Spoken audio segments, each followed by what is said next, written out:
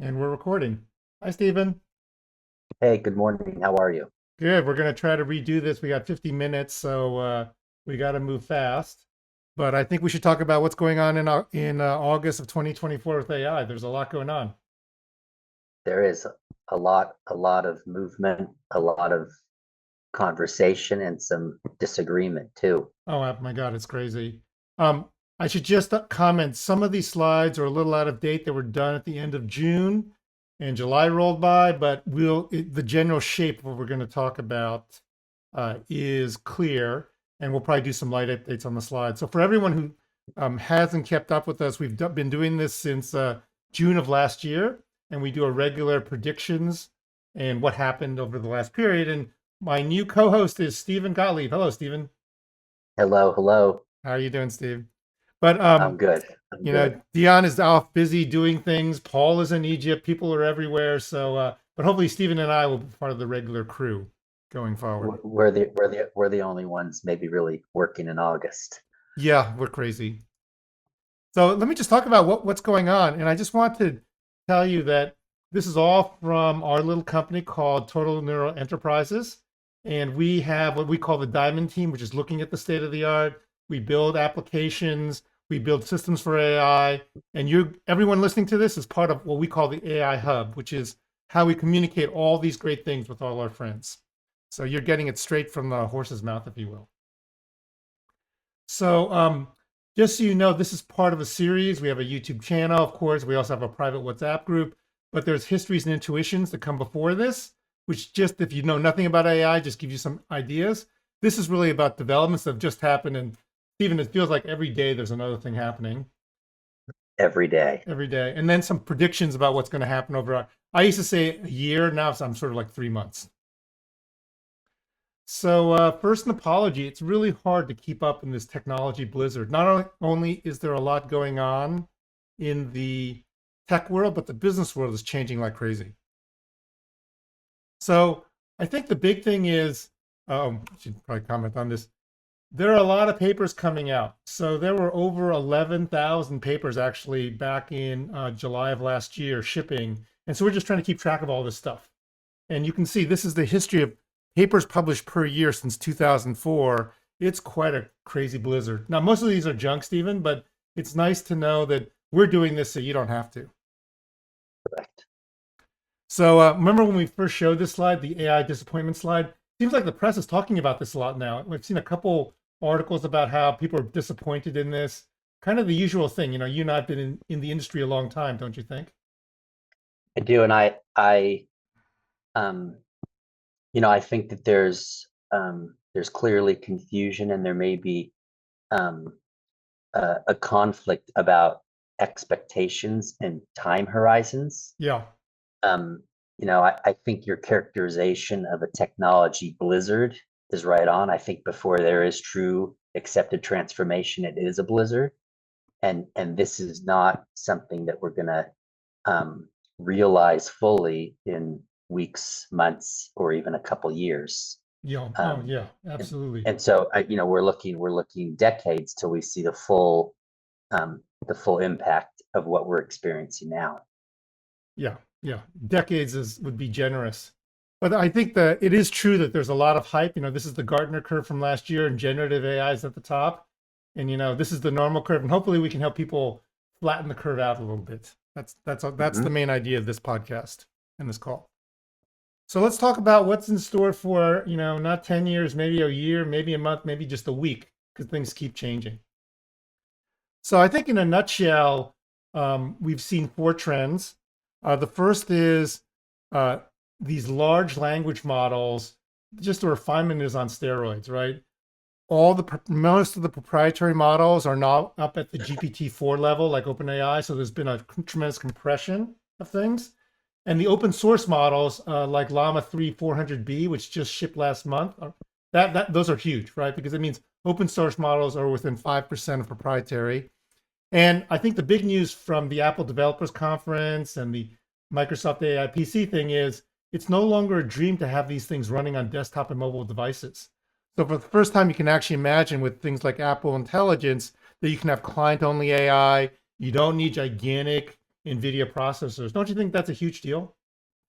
I think it's a huge deal, but I guess my question is the mechanism or the approach to getting the data to train these models Oh, yeah. in an appropriate manner. You and I were talking just before we started here about the recent NVIDIA news from earlier in the week around that there is some concern that they have broken some agreements with Netflix and YouTube by scraping um, huge swaths of data without consent to try to train their models. Yeah, I So think, how, don't you think it's one of the saddest things that we are in a position now where gigantic companies who are top five market cap feel the need to basically violate a lot of these rules? And I think it's sort of hilarious that OpenAI can neither confirm nor deny whether or not they copied YouTube videos. I mean, how can you not know this? right? And doesn't that? I mean, but I guess what I'm getting at is in this blizzard, are there are there activities that are being performed that are not are not in keeping with appropriate business principles? Well, I And think, so yeah. no, go ahead. I'd love your input Oh no, because I think if we're there's gonna if we're gonna have an AI yeah, on our phone, we need to be everybody needs to be sure yeah. that they're accessing data that is been used properly, A- collected properly. Absolutely. I mean, I think there's such a temptation in this capitalistic world to break those agreements, and privacy and making sure your data is your data and what's on the firewall stays on your side of the firewall is one of the big concerns of our times. I think there are ways to do this legally. And I think that this is a case where regulation and us as consumers favoring companies that respect privacy is super important. I know Apple's made some strong statements, for instance, that none of the data, training data, goes to OpenAI because they have a deal with them. I think we really need to be aware as consumers, as enterprise customers, that these we hold these companies to the highest possible standards. Don't you think?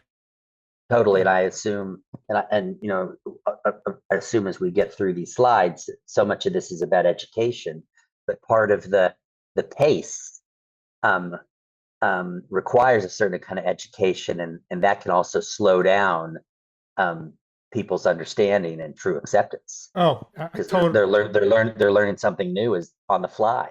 I totally agree with you. I mean, I think this is the point of this whole thing is for technical people, business people to be educated enough to ask the serious discerning questions about large language models and everything else. We all need to be smart about this because Correct. the changes are huge. And by the way, it's going to Correct. get worse because if you look at the next point, hey man, it's not just text anymore; it's sound, images, everything else, right? The I/O revolution is accelerating, and there's going to be a reasonable expectation, I think, of privacy for the images that if you're a photographer, you're producing things. If you're an artist, if you just make a video on TikTok, what actually happens to this data and who's using it? So I think this is a really a big important issue. And remember, the next part of this revolution is these AIs can just read websites and computer screens, right? Mhm. We're getting quite close to that. And then we have virtual reality and robots, where robots are going to be running around. So the impact of AI on our lives is going to be huge. And so this understanding is very important. And this is why these AI hubs we're doing are so important because it is ongoing, iterative, real-time learning that we're trying to pass on. Yeah, So yeah, yeah. And absolutely. yeah, and I think that's important. The other thing's important is, which is comes up on the uh, third major point, is last year the focus was on one big large language model like ChatGPT solving the world's problems. Literally, it was like, please make me money. Here's my Venmo account, and you expect money to pour into your wallet. That didn't happen, ladies and gentlemen, because it's actually really hard to program these things. And I think the big news for the first half of 2024 is big large language models are nearly impossible to program and control. And so there's been this shift to small large language models, if you will. These are easier to control. They're called agents, where little large language models sort of get connected together and you can control those things. And I think that is sort of the big news on programming. It also means they hallucinate less. And they're much easier to develop. So that's the big news. which basically means that large language models, as they refine, as they get more I/O, we can actually harness them. I will comment that the so-called planning, like what I should do, remains the big Achilles heel. So GPT-5, the much rumored next version, is supposed to focus on planning and searching and trying to find answers. And you can see this all the time. You know, I type a chat prompt in, it just sort of loses the plot. Right, that's a huge problem. And the last thing is, of course, you know, you and me as end users or as enterprise customers, you know, we're just drowning in this world of promise versus delivery. So every website, if it doesn't say we're completely AI enabled, it's like someone forgot to add it to the WordPress site. I feel like there's almost a template, right? It's like, and we are an AIX, but the information flow is super low. There's such a mountain of work to turn an interesting paper into something that's actually useful. And what's happening is we're getting a lot of try rejectors. So a Gartner study recently said, I think it was Gartner, I can't remember. Someone recently said a third of the AI trials are failing because it makes like a great prototype, but it really doesn't work. And so that stuff is really hard. That last 20% is really hard to get right. Yeah. Are there examples of firms or companies that you think are right now getting that last 20% right? Well, I'd like to think our customers are getting it right, but I think most of the folks that we see, they're starting small. Like, you know, they have a small chat bot that does a small thing. This idea it's going to change the entire world in one step, I think, is what people are finding is not true. And the key is just a prototype, right? And I can't emphasize this enough. We're seeing everyone saying the area is too new. You got to hear the requirements, show something small, and then you can be successful. So instead of trying to completely fire everybody, the key is to try one small experiment, make sure it's under control. Most of the people we see are using them as assistants to help people be more productive, as opposed to, you know, this terrifying fear that it's just going to replace all our jobs. That could be true in certain segments. I think most of the folks we're seeing are much more controlled about it because, you know, hallucinations, which we used to in the old days call it a bug, is a real problem. Yep. So why don't we dive in a little bit and talk about some of these trends? Going. Yeah. So we're going to talk about 8 diamonds in the rough. Our dog friends always think this is a hilarious pun, so I'm going to leave it here. But basically, we're going to talk about 7 technical diamonds that are happening, and then one that's about the industry and customers. That's sort of our whole presentation. We're going to be shorter today because we don't have as much time. So we'll just talk about probably 5 because that's what we have time to talk about. But the biggest one is the thing we call a chatbot isn't really a chatbot. It's an emerging operating system that combines agents together. This is a really important idea. It's not just a bot you talk to, but it's a completely different architecture for the way we write software. So Andrew Karpathy, back in November of 2023, which is ancient history, being almost 10 months ago, said, I don't think it's accurate to think of a large language model as a chatbot. It is a lot more correct to think of it as the kernel process of an emerging operating system. And he actually did this diagram, and it says, well, here's the LLM, and it has all the characteristics of an operating system. It's got input and output, it can read audio and video. It's got the ability to run calculations. It has a file system. It has the ability to call other large language models, talk to the browser.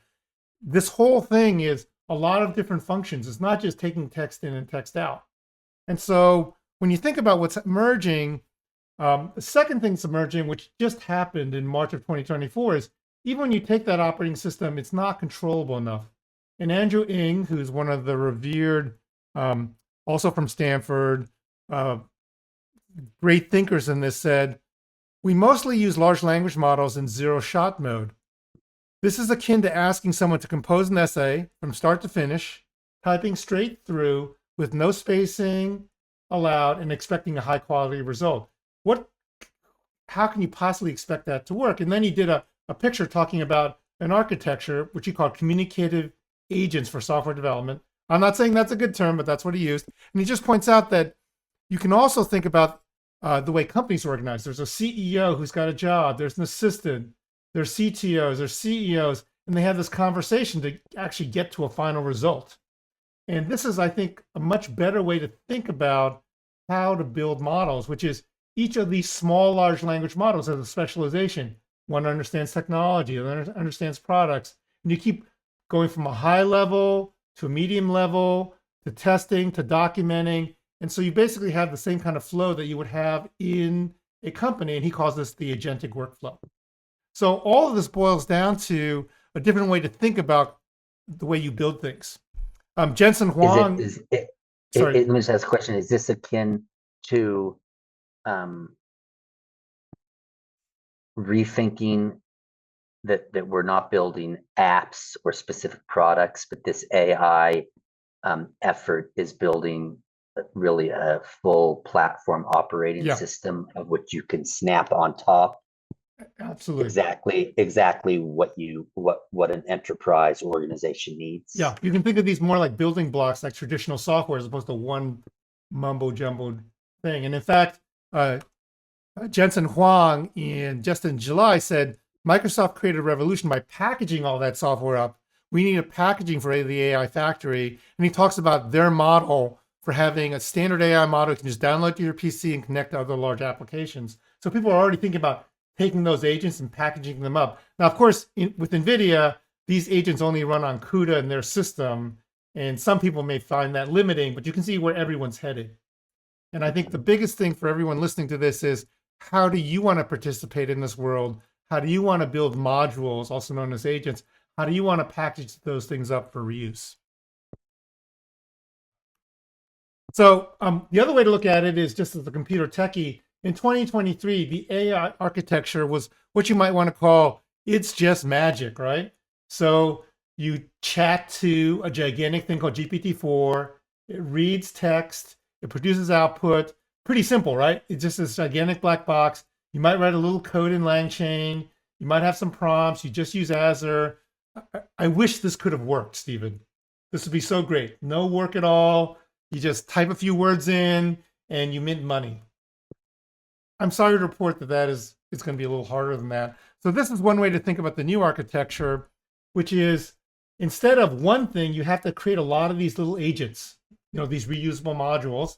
They need to take in not just text, but files, databases, other code, multimedia. They need to process it. Other agents do intermediate work. There needs to be a planning agent in the middle to tell you what to do. And then you got to produce real output, not just text goes ta, but a real memo or logging data or multimedia or ultimately controls for robots. So it's a much more complex architecture, much harder to control. And that requires 4 things we haven't seen yet. And the first thing is a real development environment, because now we're in programming, not just typing text. You have to have a way to test to make sure it works, et cetera, et cetera. You have to have a way to reuse this stuff, because why reinvent the wheel all the time? By the way, these things mean a lot of things are running, so you need some operations, right? You need a way to say what's running, what crashed, where are things running.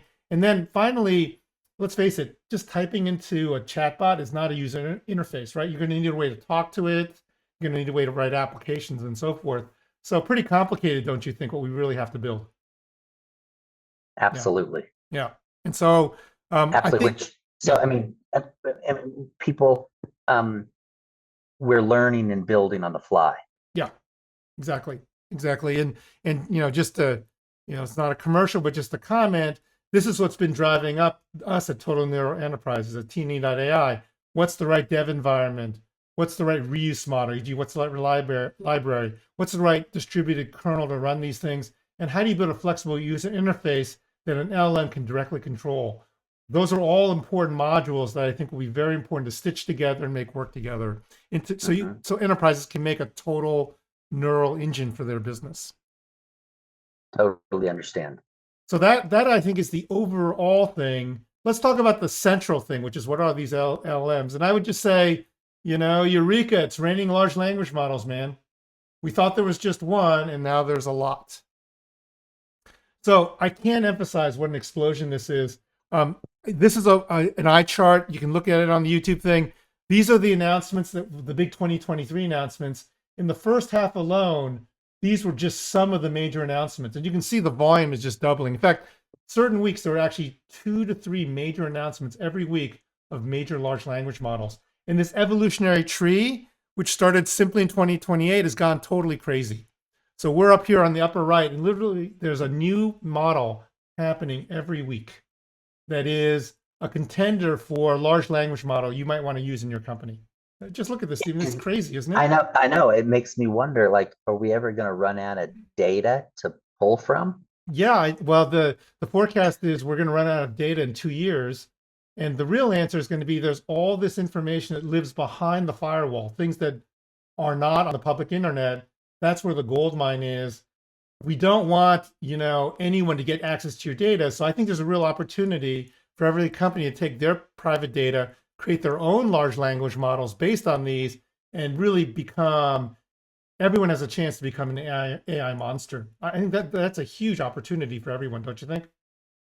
Absolutely. So the competitive landscape is going to drastically evolve and change No, as we move forward. yeah, there's a real opportunity where your name could be up here. Your company name Mhm, could be up here, building a model that works specifically for your industry. mhm. And of course, we'd like to help make that true. The other thing I want to say is if you look at this chart is the same chart, but it shows the size of the model. So that's the size of the chart. And then when it was launched. And what you're seeing is at the beginning, there were just a few models. Sorry, there were just a few models. And look at this explosion. Not only there are a lot more, but they're like from gigantic billions of parameters to tiny. So there really is a large language model for every occasion. So what does that mean? Well, it means that some of these models down here, they can run on your phone. So you can have models that Well, run small to big. so from a user or business perspective, how do you identify what LLM you should be using or accessing for your own needs? I'm so glad you said that because I just got a call from a very smart CTO, and his question was, we've decided to pick Model X for all our use for the rest of time. And my response to him is, I think making this decision is not the smartest thing. You really need to every time look at all the different models that are out there and make a decision, what's the right model for the job, right? So you're going to be picking from a huge cornucopia. That's actually good for all of us, right? There's not going to be one company that has a hegemony over the entire industry. You should pick and choose and then make the right decision for you and make sure you don't get locked in. Great. The second thing that's sort of amazing is we're going to talk about Llama. The Llama is the open source model that Meta has announced. They did Llama 3 sort of at the 6 or 7 months ago, and Llama 3.1 just shipped with a gigantic new model called inventively Llama 3.1 400B. And what you can do with those is you can actually take those models and you can fine tune them, e.g., make them customized. So the chart on the left, the Hugging Face is where all these the sort of the central repository. So these custom models based on open source, there were 500,000 in April. There were 600,000 in May, 700,000 at the beginning of July. Stephen, you want to guess how many models there are right now? No, I don't. Close to 800,000 models. So specific models just tuned for certain occasions. So it's a free for all. So it's not just the base models, the base foundation models, but all of these fine tunings. And there's definitely a model there for you if you can find the right one. And, just again, that's one of the key things we're working on. Of course, Stephen knows this. Pick the right model for the right job. Don't just pick the model that you know, because you can save a lot of work if you pick the right one. These other two charts, it's interesting. There are now aggregators that take open source models like OpenRouter and Replicate, so you can pick the lowest cost one. There's a Reddit called R Local Llama, which basically is taking open source models and putting them on machines, small machines. That particular Reddit had 100,000 people, was in the top 5 in January. By June, it had 175 175 users. Interestingly, it was in the top 1% of the most active Reddits of all time. It just shows you how much information is now flowing. We all, as enterprise people, realize taking advantage of this momentum is what really made Linux what it is today. It's what made the open source community what it is today. So let me ask you a question here, because of the experience you've had over the last 30 years. Is there a comparable technology blizzard or transformation that is analogous Oh, I think they're to what we're experiencing, and are there lessons learned that people can grab onto to help clarify what we're working through now? well, I can talk about two that I was personally involved with. I can't believe it's been 30 years, by the way. It just seems like it was yesterday. But back in the day, I worked at Microsoft and worked on a little product called Windows. And Windows at that time had a dominant share of everything that was running. And what happened was a guy named Linus Torvald created a small little open source version of Unix called Linux. And today that core is at the core of most cell phones and Android. It's at the core of most servers that are running on the internet. And the reason was literally millions of people contributed software that ran on Linux. And if you look at the guts of, say, Apple system or even Microsoft Windows today, you'll find open source components that are derived from that. So it's a good example of how typically in these markets, the proprietary systems come out, they have an early lead. It's sort of like a signal to everyone in China, Bulgaria, Kenya, it doesn't matter where, that it's possible. As soon as that's possible, people say, how can I reinvent that in an open way? So today, by far, Linux is the dominant operating system if you look just in terms of units. The second thing Great. is I was part of, working in venture capital at the time here in the US and in Asia. The first mobile operating systems, there was Nokia, there was Microsoft, there was Apple. If you look today, by far the dominant operating system in the world for mobile in terms of units, not in terms of revenues, is Android, right? Which started the same way. It was a project. It actually started as a set-top box interface for Google. Google open sourced it. And today, most vendors, other than, of course, Apple, use Android as their core operating system, right? And again, the same thing happened. Amazing creativity, amazing openness. I don't know what's going to happen in the AI world, but it just goes to show you that when you have, it's really nice to have 100,000 people in your company. Super nice to have 1 million software developers working for you on the internet. And in fact, Meta, who's been at the leader of this movement, Mark Zuckerberg actually did a manifesto and he said, the biggest reason Meta is open sourcing Llama 3 is because taking advantage of all that will just benefit Meta in the long term. All these innovations people have, and I'm sure 1% of these, 99% of these models are terrible, but 1% are amazing, right? So there's 7,000 amazing things that have been done and that can be brought back to people. So this porousness between the open community and the closed community is what's made a lot of these companies great. I've been amazed at how Google has taken certain open source initiatives and brought them back into the company and then brought them back out again. Apple, it's not well known, a lot of the core utilities inside Apple are actually from that Linux community. And in fact, the Apple core, which is called Darwin, is actually open source. The bottom of Apple's system is actually an open source project. So you have to remember these great companies. And Windows, of course, is done the same thing with Windows subsystem for Linux, having the founder of Python in their company. So it's just that interchange that's going to be important. Right. I know we want to get on the other slides, but what you're really saying is that when we look back at this period of time, there's going to be similar DNA that we've experienced in those two examples that you just gave. Yeah, I mean, who knows? I mean, I think Paul Moritz, who's one of my godfathers in terms of thinking things. He was the CEO of VMware, the number 3 guy at Microsoft, said the next 12 to 18 months are a zone of high uncertainty. So I'll leave you with that. So this is just a guess. It could be something different, but if the past is indicative of the future, you might see open source becoming a bigger part of every enterprise's life. Great. So I wanted to highlight this. Now, this is a little bit different, so I just want to explain what it is. So there are a lot of tests to see whether a large language model is good or bad. I can go through all of this. This one's a little bit unusual. These are just humans typing things into various systems and saying, oh, I look at the GPT-4, I look at Claude V1, which one do I like better? So it's not definitive. It just says, how natural are these chatbots?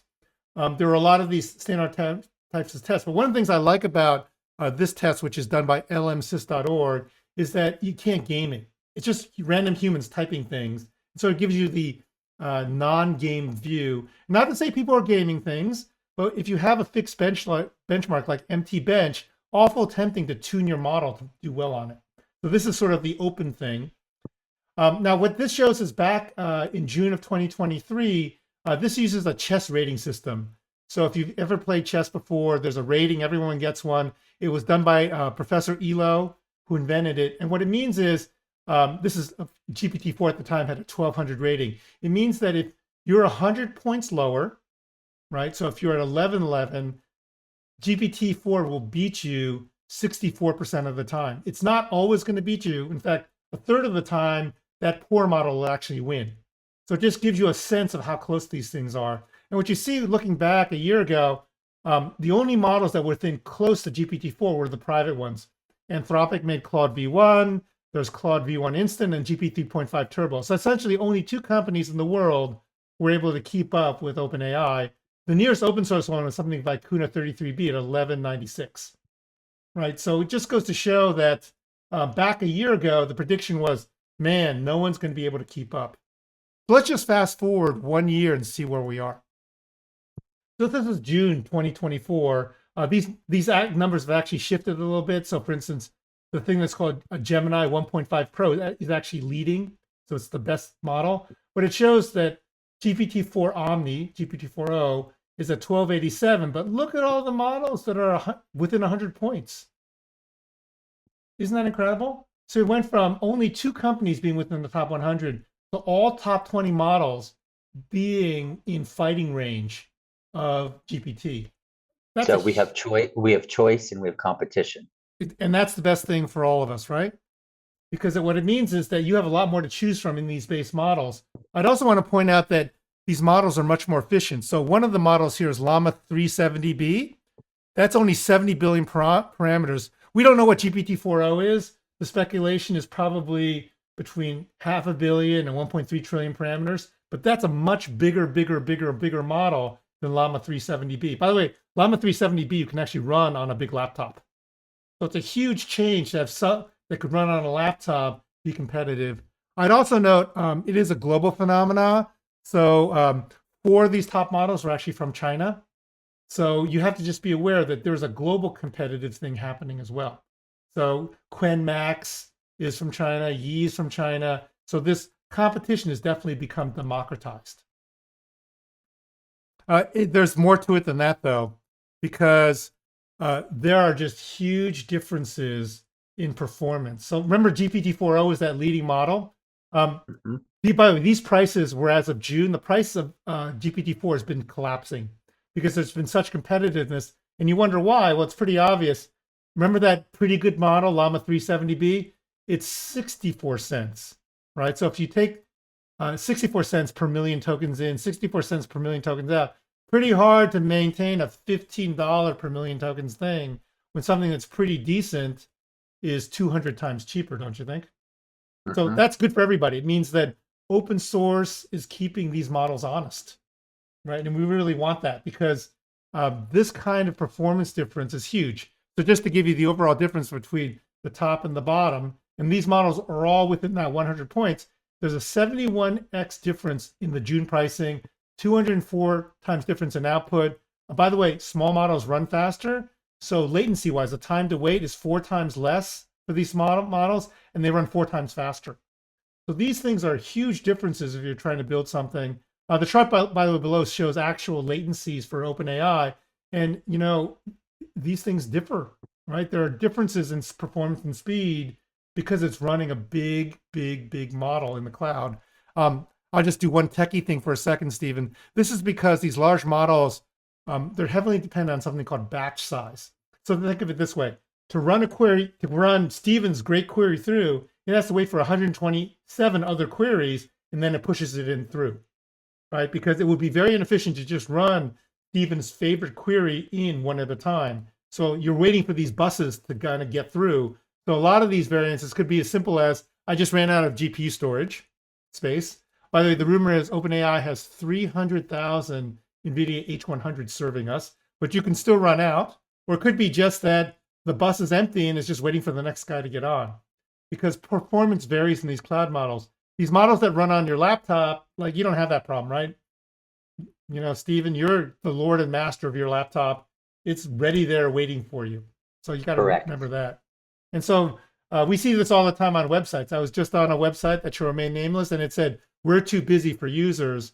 There's no magic for LLMs. Have you ever seen these kind of latencies or problems, Steve? No, Yeah, you're lucky, super no. lucky. We use it every day. I see this all the time. Super frustrating. Okay, but here's where it gets worse. Remember, those were just base models. Remember, I talked about those fine-tuned models? Turns out that this is an example using something called fine-tuning. And what that means is that you can take an 8 billion parameter model, which scores 67 on this particular benchmark. Someone went and fine-tuned it, and they got it to equal to the performance of 70B, right? So they went from 67 points to 75 points just by fine-tuning on this benchmark. So not only is it true you got to pick the right base model, but there could be a fine-tuned model that works well here. Now, there's no such thing as a free lunch. What it probably means is on every other benchmark, it's way worse. But if you have an agent that only needs to, say, process databases or answer questions, it can forget about everything it knows about Taylor Swift. Remember, all these models are trained on the internet, so it's carrying around all this knowledge about who won Bruce Springsteen, who is Bruce Springsteen, who are the Olympic skydive medalists for the ski medalists for the last 40 years. You just cut all that out and the model performs much better. So a fine-tuned model, you can fine-tune a small model and it can outperform, it can get to the same performance as a model 10 times bigger.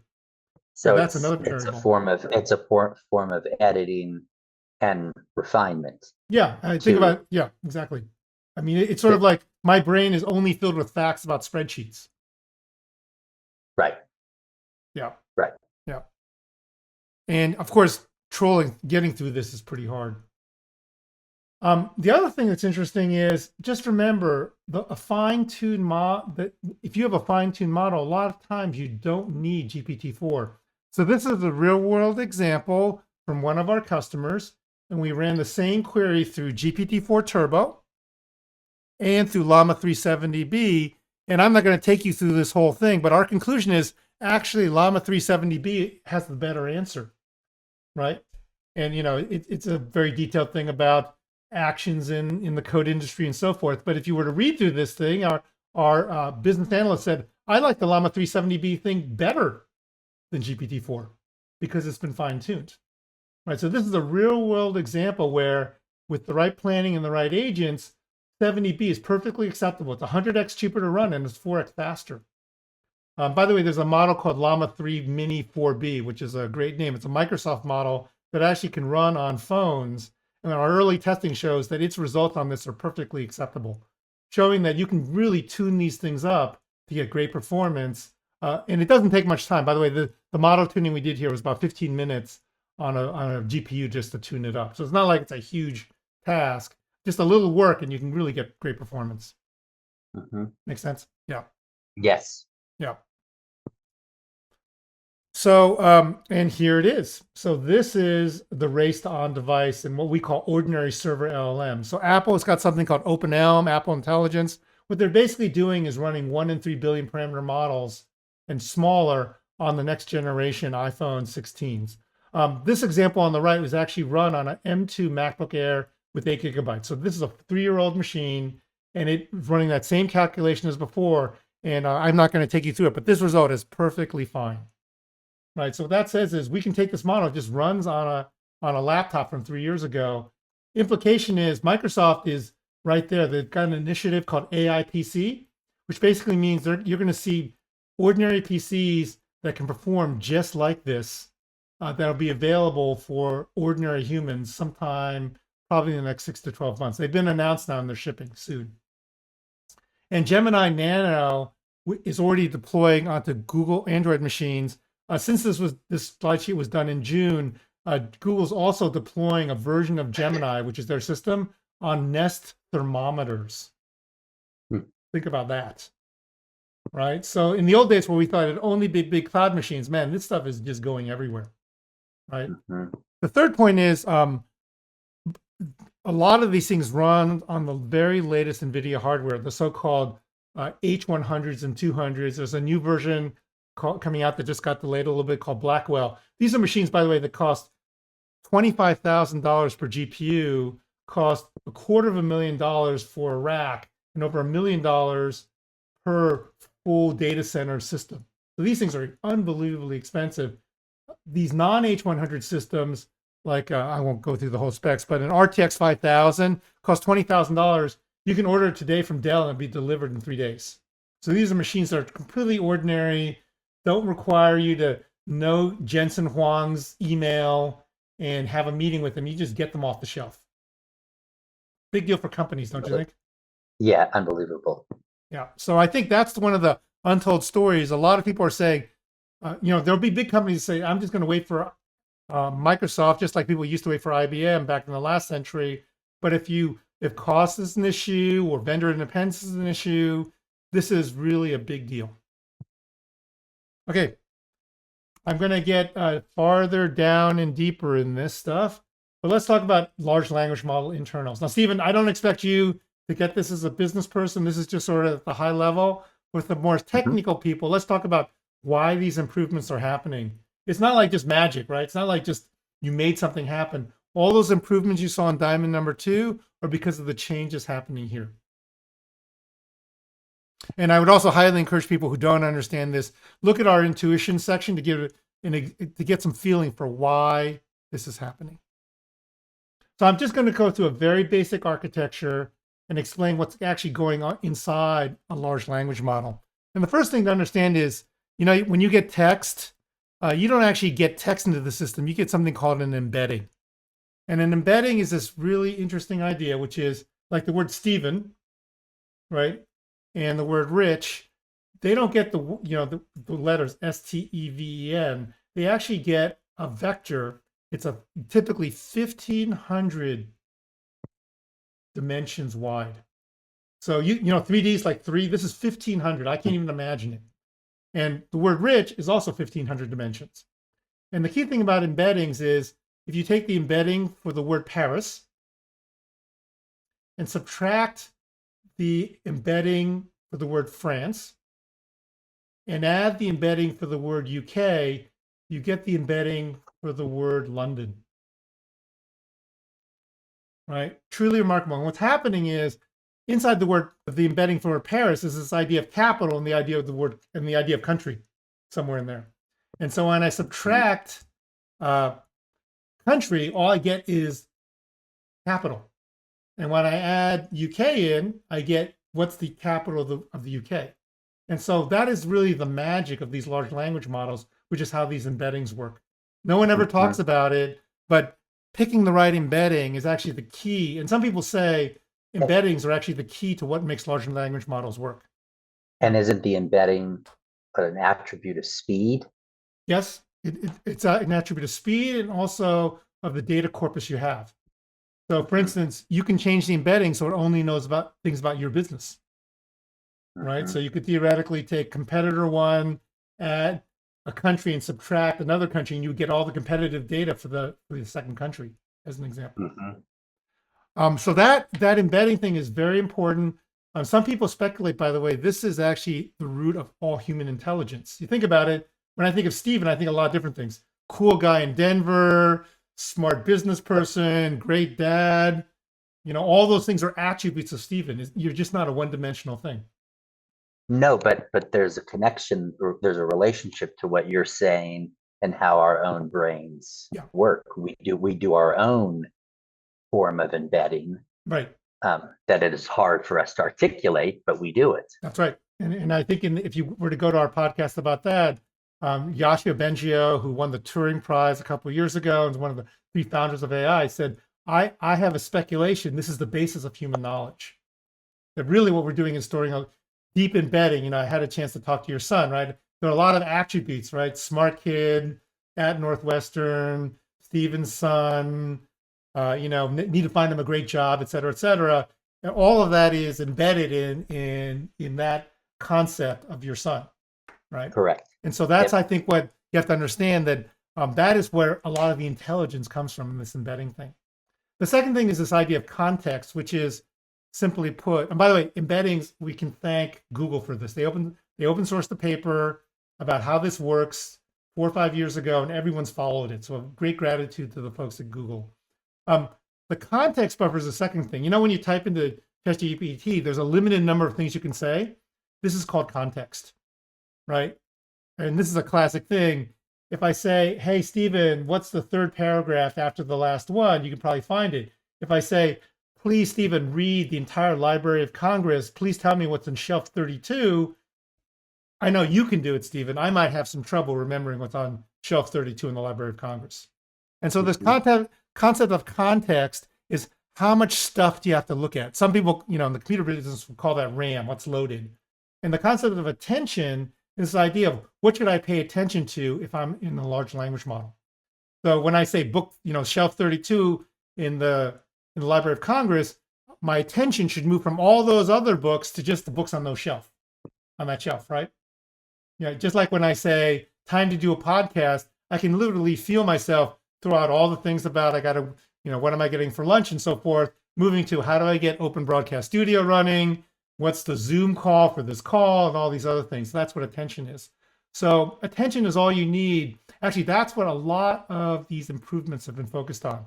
How you do embeddings, making a bigger context buffer, and how you get better attention as things get longer. So it's actually raining attention. So ChatGPT, by the way, a year ago, it could basically handle 4,000 syllables. That was it. So if you fed it in the Bible or whatever, it'd say it's too much. The new models actually have infinite attention. We've gone from 4,000 to 8,000 to 128,000 to 1 million to you can actually load in everything in the world and you can actually processes it, which is kind of amazing. The Llama 3, for instance, handles 128,000 tokens. That, by the way, from your latest, I just did the calculation. It's basically the last book that you worked on, Stephen. You could get all that, and theoretically, you could say, what's on chapter 2, and it would know where it is. Whereas before, you could handle basically 2 pages. And the way that that's working is actually quite magical. So 2 things happened. The first was in 2023 was all about hardware optimization.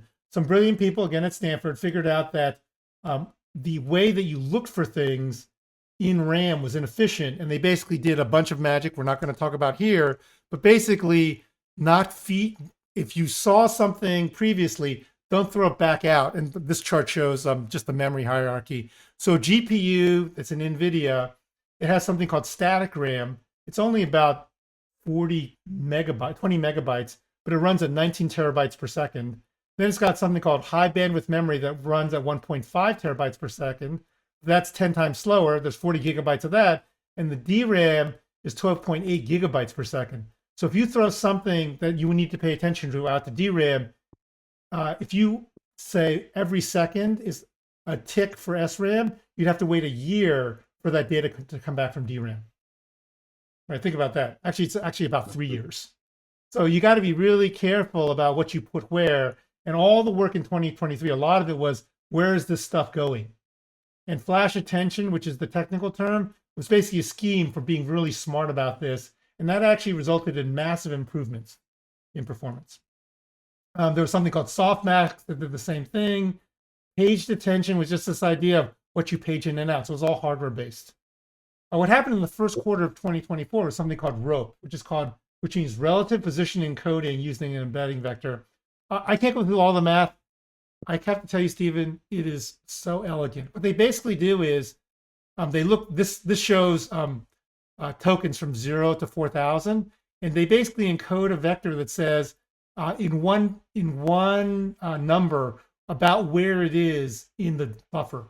So if you had the word Stephen Gottlieb, it said, well, I've got the word Stephen Gottlieb here, and it's also on page 3, right? And so that basically allowed better interpolation, and that's what something called long rope extends this particular technique to 2 million tokens. The math on this is highly complicated. You don't need to understand a lot of it, but that is the magic. Mathematicians and hardware experts, that's what's happening that allows all this magic to happen.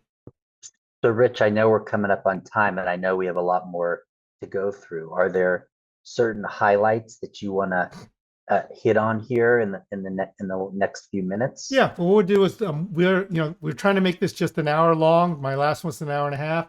So I think the highlights are, number one, big change in the way you structure large language models when applications from a big one to a small series. And the second thing is that picking the right model is no longer just picking one model. It's going through this whole catalog of hundreds of thousands and finding the right base one and then fine tuning it. And then let's all give a real appreciation to all those nerds out there who are grinding away, trying to make everything three times faster. Because soon we'll be able to do all this on your phone, my phone, and on your desktop. Terrific. And I on our next podcast, I know you're going to run through new information, new data,